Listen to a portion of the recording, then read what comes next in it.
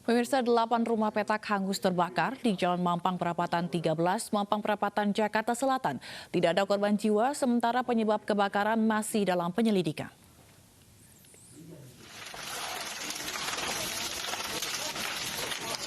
Kobaran api menghanguskan deretan rumah petak di Jalan Mampang Perapatan 13, Kelurahan Tegal Parang, Kecamatan Mampang Perapatan, Jakarta Selatan, Sabtu sore.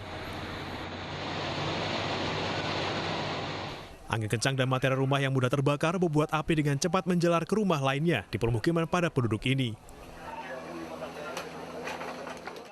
Bersama warga, 70 personel pemadam kebakaran bahu-membahu memadamkan api yang terus membesar. Kejadiannya kan dari rumah Pak Dudi, ya kan? Itu kebetulan nyala dari atas. Kita kan kesulitan dari air, setengah jam pemadam baru datang. Udah kayak gini hasilnya. Sulitnya akses ke lokasi kebakaran membuat api baru berhasil dipadamkan setelah 2 jam. Jumlah bangunan diperkirakan itu ada 8, tetapi ukuran rumah itu variasi. Paling besar itu 5 kali 3, ada ukuran 3 kali 4. Jadi rumah petak-petakan. Dan itu jadinya tidak ada rumah yang lebih besar. Jadi jumlahnya itu dianggap besar, hanya 8 rumah. Tidak ada korban jiwa dalam kebakaran ini. Polisi masih menyelidiki penyebab pasti kebakaran serta total kerugian. Dari Jakarta, dan Helmi Sajengbati, iNews melaporkan. Pemirsa, tawuran antara 2 kelompok pemuda di Makassar, Sulawesi Selatan terjadi Sabtu sore tadi. Puluhan anak panah dan batu dijadikan alat untuk saling lempar antara kedua kubu.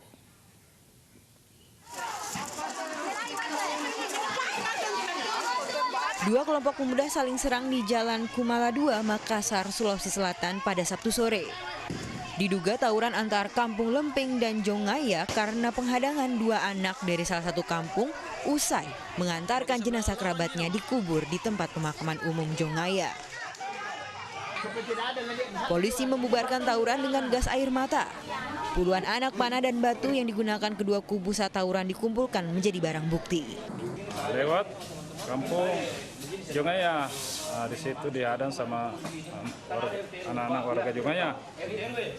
Akhirnya ada tindakan pemukulan. Dari situ anak-anak tersebut yang habis mengantar orang meninggal pulang ke orang tuanya mengadu. Kini provokator tawuran masih dikejar. Polisi pun berjaga menghindari tawuran susulan mengingat sering terjadi keributan antar 2 kelompok pemuda ini. Dari Makassar, Sulawesi Selatan, Wahyu Ruslan, iNews melaporkan. 2 dari 6 pelaku tewas ditembak terkait kasus perampokan minimarket di kawasan Jakarta Barat. Perampok minimarket bersenjata api merupakan jaringan antar kota antar provinsi.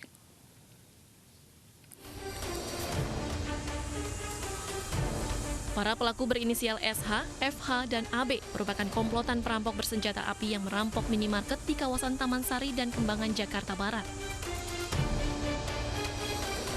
Aksi kejahatan mereka sebelumnya terekam kamera pemantau minimarket yang viral di media sosial.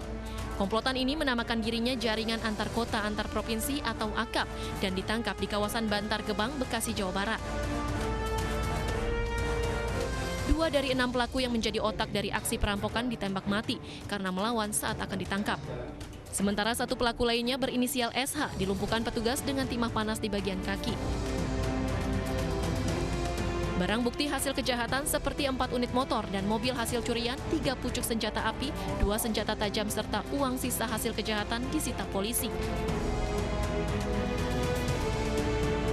Pak Kapolda sudah memerintahkan langsung untuk seluruh wilayah membentuk tim Satgas Penanggulangan 3C plus juga premanisme yang ada. 3C itu adalah pencurian, curas dan curanmor. Ya, Satgas ini sudah terbentuk dan sudah terus berjalan karena memang banyak pelaku-pelaku memanfaatkan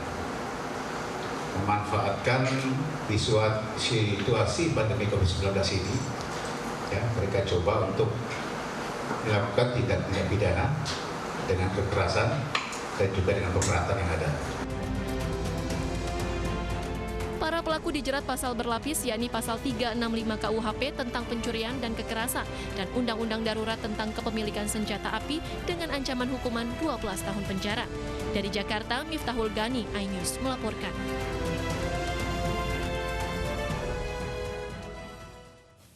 .41 narapidana kasus narkoba yang berasal dari berbagai lembaga permasyarakatan dipindahkan ke Pulau Nusa Kambangan, Cilacap, Jawa Tengah.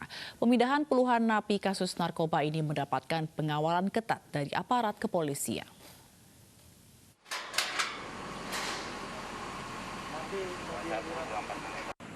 .41 narapidana kasus narkoba yang berasal dari berbagai lembaga pemasyarakatan dipindahkan ke Pulau Nusa Kambangan, Cilacap, Jawa Tengah.